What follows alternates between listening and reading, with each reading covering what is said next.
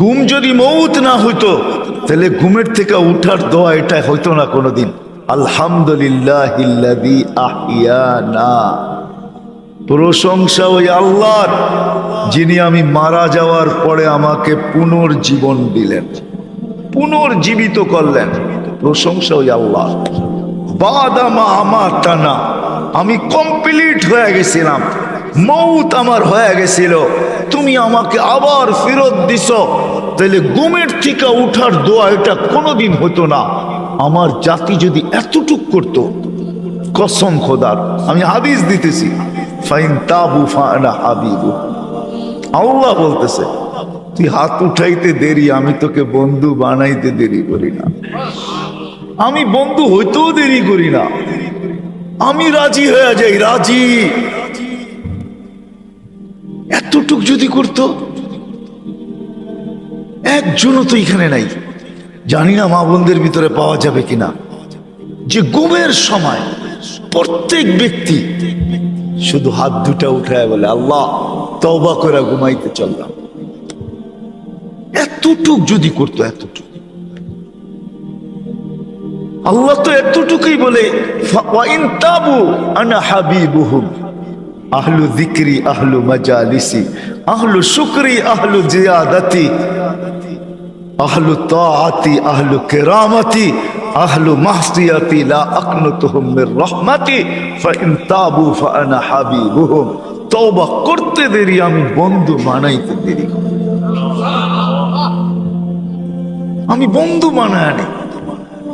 এই উম্মতের জন্য তো ছিল, হায় হায় এই উম্মত যদি গুনাহ করো আল্লাহ বলে চিৎকার দেয়, আল্লাহ বলে গুনাহ করছে আর কইরার সাথে সাথে আল্লাহ বলে চিৎকার দিছে, আল্লাহ কি করলাম, হায় হায় আল্লাহ জবাব দেয় আলিমা আবদি আন্না লাহু রব্বা, বান্দা জানলো একজন রব আছে, গফারতু লা, তুই মাপ না চাইলে কি হবে, আমার নাম তো উচ্চারণ করলি, তোকে তো কিছু না কিছু দেওয়া উচিত, কি দিব তোকে, সবচেয়ে বড় প্রয়োজন যেটা ওইটাই মিটাইয়া দিতেছি, গফারতু লা, যা তোকে আমি মাফ করে দিলাম। আমার জাতি যদি এতটুকু করতো, একজনও তো পেলাম না যে আমি ঘুমের সময় তওবা করে ঘুমাইতে অভ্যস্ত, একজনও তো নাই, না যুবক না বৃদ্ধ। আল্লাহ ছোট জীবনটা দিয়া চায় আমরা যেন আল্লাহকে রাজি করি, আর আল্লাহকে রাজি করা বড় সহজ। অন্যের জন্য কিরকম আমি জানি না, কিন্তু এই উম্মতের জন্য বড় সহজ। আমি একটা হাদিস দিতেছি, হাদিসে কুদসি, আল্লাহর বাণী।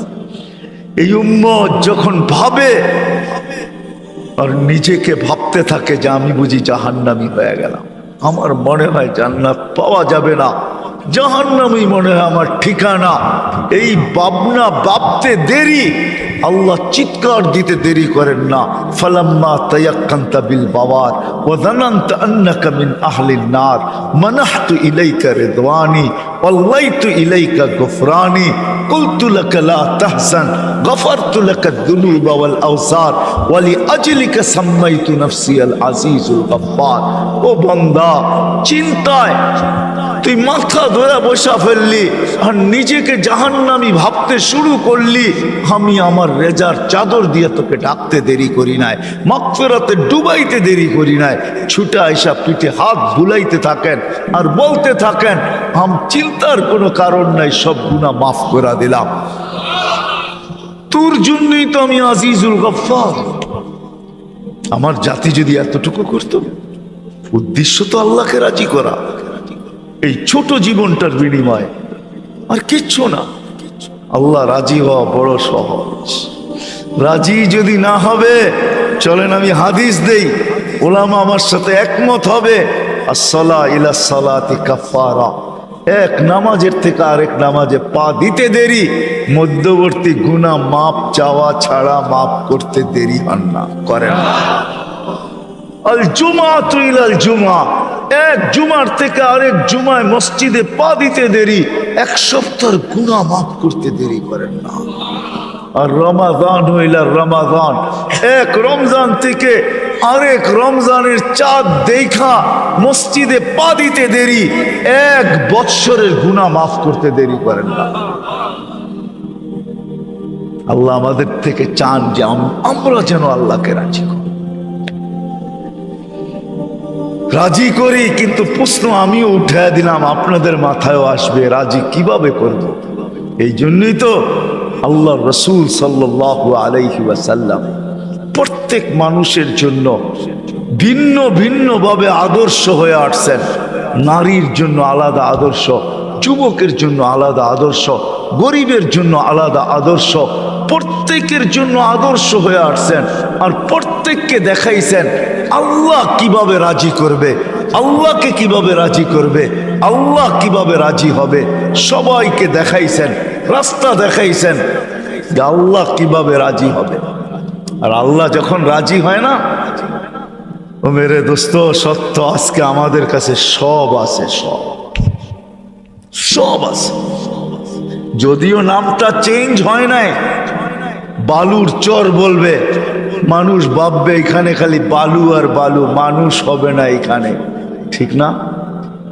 মনে হয় রাগ হয়ে গেলেন? জায়গার নাম কি? বালুচর না? মানুষ কি ভাববে? শাব্দিক অর্থ দেখলে বালু আর বালু, এখানে কোনো মানুষ কিচ্ছু নাই। কিন্তু এইখানের বাড়িগুলার ভিতরেও দেখলে দেখবেন কোনো জিনিসের অভাব নেই।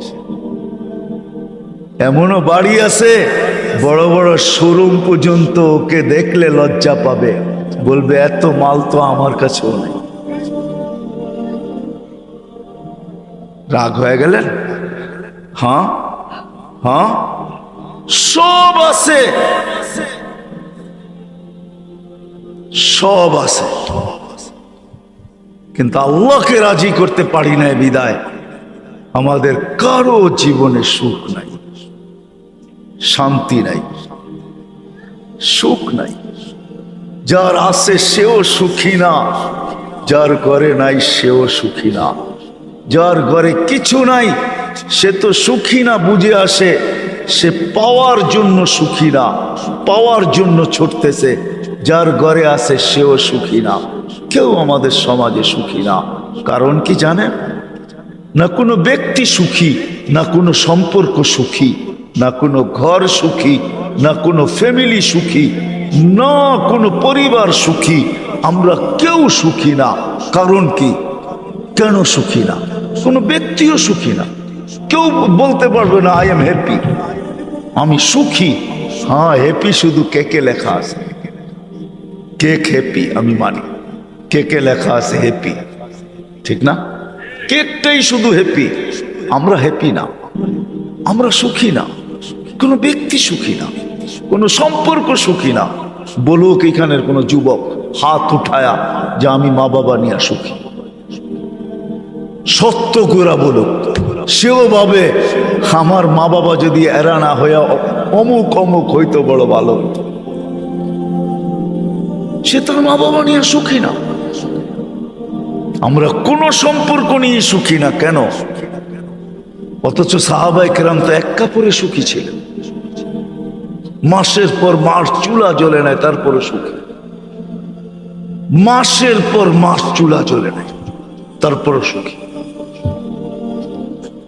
এক কাপড়ে সুখী, কিছু নাই ঘরে, তারপর সন্তান মা বাবা নিয়ে সুখী, পাই নিয়ে সুখী। সম্পর্ক বলতে যা বোঝা যায়, সবাই সবাইকে নিয়ে সুখী। কোথাও দুঃখ ছিল না, দুঃখী জিনিস জানতেনই না। কেন? এখানে আল্লাহকে রাজি করাই সবার জীবনের উদ্দেশ্য ছিল। আজকে আল্লাহ পাওয়া আমাদের জীবনের উদ্দেশ্য না, যেটা আমাদের এই ছোট জীবনের দ্বারা আল্লাহ চান। আল্লাহ রাজি করা আমাদের উদ্দেশ্য না, আল্লাহ পাওয়া আমাদের উদ্দেশ্য না। আমাদের শুধু এই 60-70 বছরের জীবনটা করা উদ্দেশ্য, কাটানো উদ্দেশ্য, এটাকেই গুছানো উদ্দেশ্য। এই জন্য আমার কথা শুরু এখান থেকে। আল্লাহ করুক, বুঝে আসুক আমাদের এই ছোট জীবনটা দিয়া।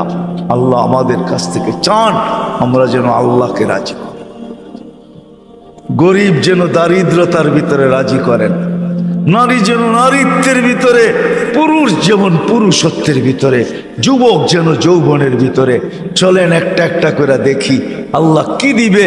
যুবক যদি যৌবন অবস্থায় আল্লাহকে রাজি করলো, কসম খোদার, আল্লাহ ওই যুবককে দেখেন আর ফেরেশতাদেরকে দেখায়া বলেন, হাদা আবদি হাক্কা, এই যুবক আমার পারফেক্ট বান্দা, ইন্নী উবাহি বিহিল মালাইকা।